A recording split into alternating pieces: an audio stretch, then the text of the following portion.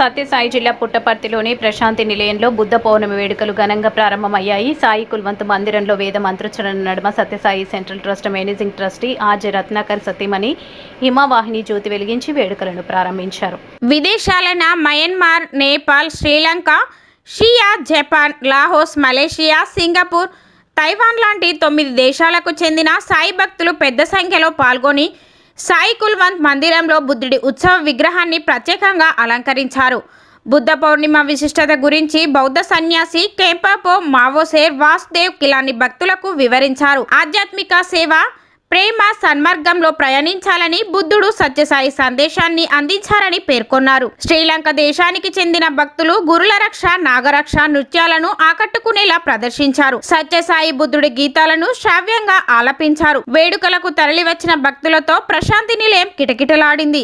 వేలాది మంది భక్తులు బారులు తీరి మహాసమాధిని దర్శించుకున్నారు. Sadasoti bhavantu te.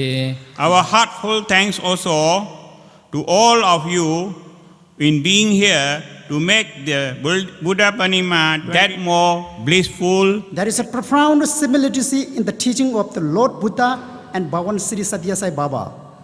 Though they live in vastly different times and place, Lord Buddha over 2,500 years ago and Bhagavan Sri Satya Sai Baba in the 21st century.